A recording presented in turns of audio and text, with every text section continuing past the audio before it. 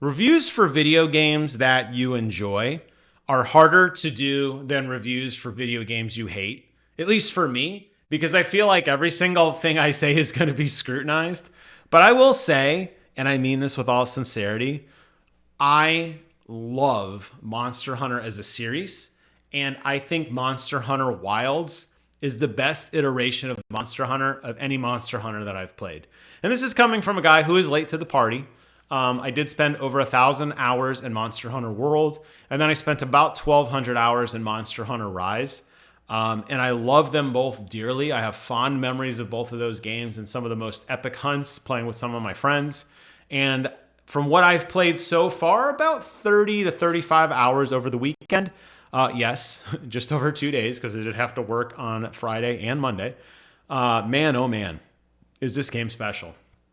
And I know there are a lot of issues with the performance side of things, particularly on PC. And even on the base PlayStation 5, it doesn't look as great as it possibly could, but it's serviceable. It works. And playing on PlayStation 5 Pro is just amazing.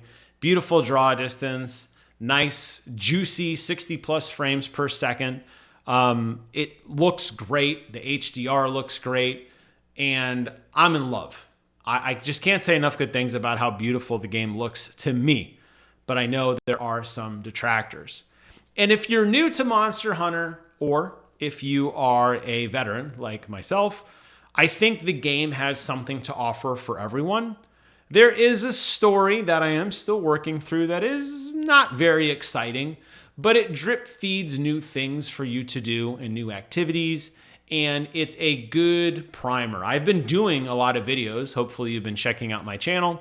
I've been doing a lot of guides. I have more guides coming out, even after this review post here later tonight, of different things and systems, the way that I play, things that I think somebody who's new to the experience may want to look into.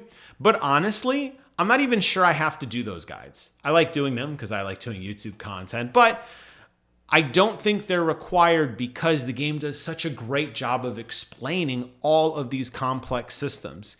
And even if you're somebody who doesn't really want to get lost in the minutia and just wants to go out there and whack enemies with your favorite weapon, whether it be a bow and arrow or a gun or a sword, well, there are systems in play to make it easier for you to just get out and enjoy that.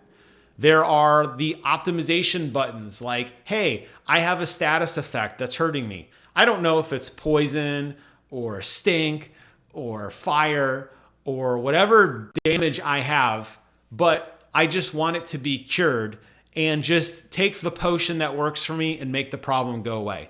There's a button for that.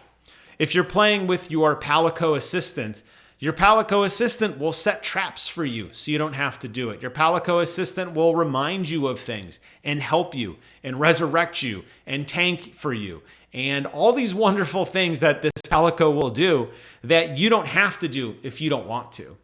Now, if you want to get into some of the more advanced content and you play with your friends, some of those checks and balances may start to diminish.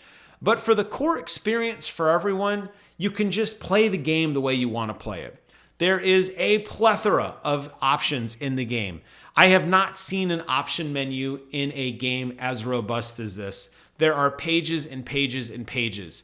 And then there's the customization within the actual game itself for different weapons and armors and the way you look and the way your mount looks and the way your pet looks and the way they attack and the items that you take into battle with you. There are so many layers if you want them. And I love that this game is kind of like checkers and chess at the same time. And that's why I think it's a phenomenal entry point into the series.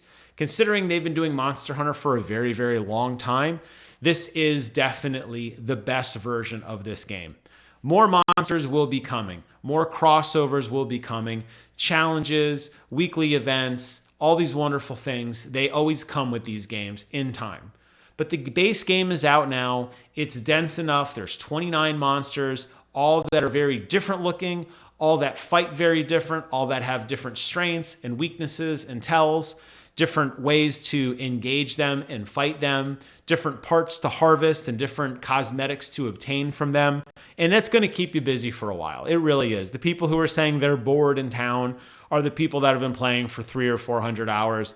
And there's no craving. I mean, I don't know how that's even humanly possible considering like the game's been out for like 4 days, but maybe it's through early access or something. I don't know. Like I've been playing at a pretty heavy clip and I'm a dink. That's dual income, no kids, in case you were wondering. I don't have any responsibilities to anyone. I pretty much spent this entire weekend having a pity party and playing this game pretty much by myself, doing nothing. And it was a blast. And I am still in chapter 1 of the story. And I am still going off on hunts and fighting new monsters. And the game is still unlocking new mechanics. Even though I know how to use them, the game is kind of working me through those mechanics so that you're not overwhelmed. And I love that. In terms of moment-to-moment gameplay, I think what makes the game so fun is the incredible sense of momentum and inertia that is available in the game. When you're riding around on your Sacred, when you are jumping off your Sacred into battle or swinging through a vine or taking a big two-handed weapon and clobbering an enemy, the momentum system, the graphics, the heft, the feel of all the movement is so beautifully mapped and rendered. I don't think I've played a game that felt so natural to play before Monster Hunter, in which I am in total control of my character.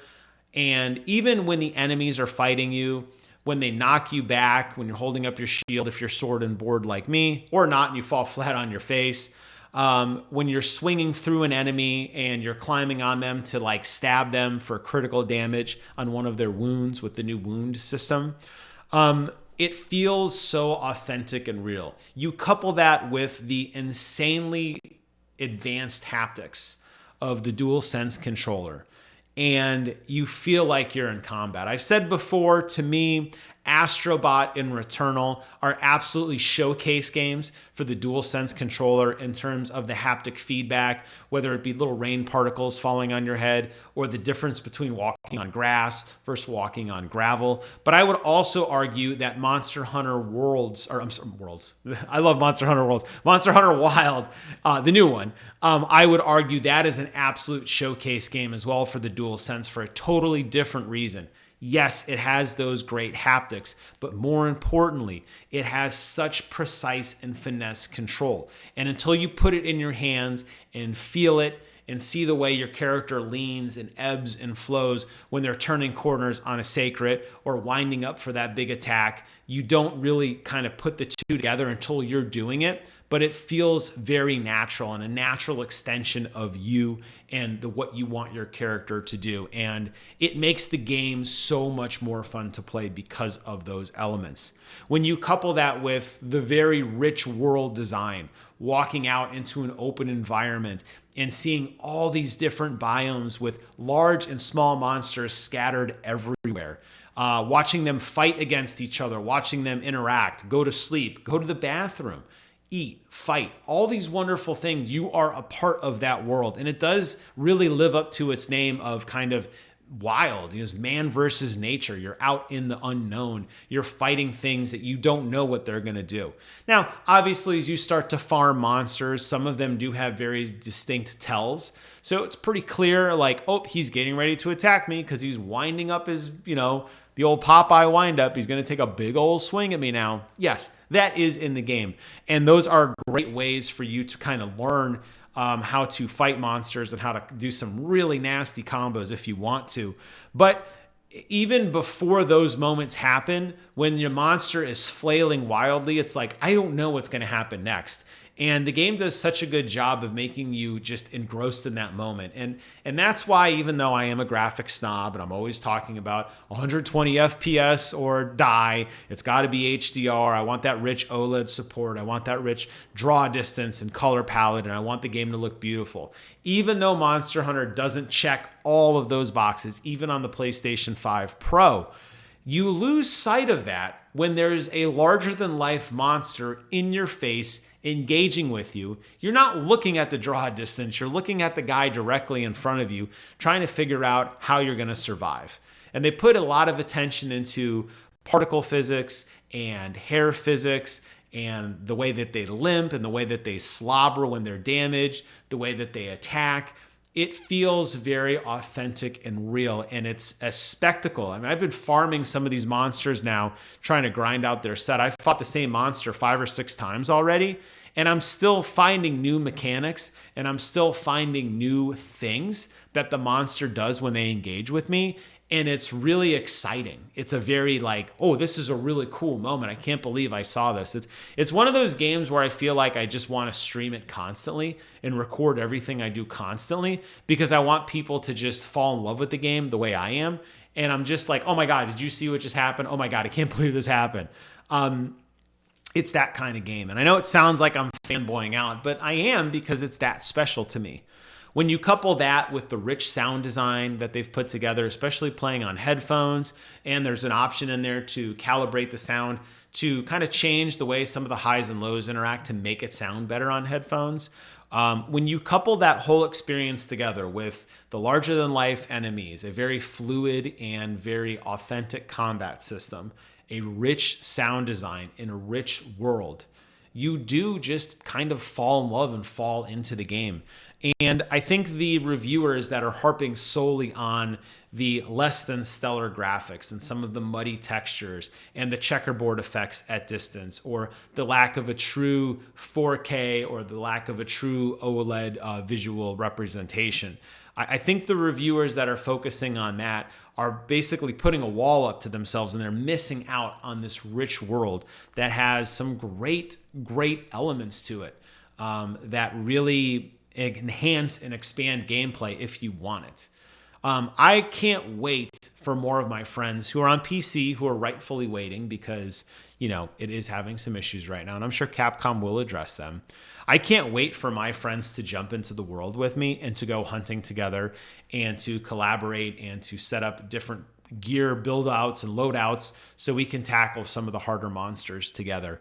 And just work as a team to harvest and get really cool new weapons and cosmetics and continue to enhance our story together.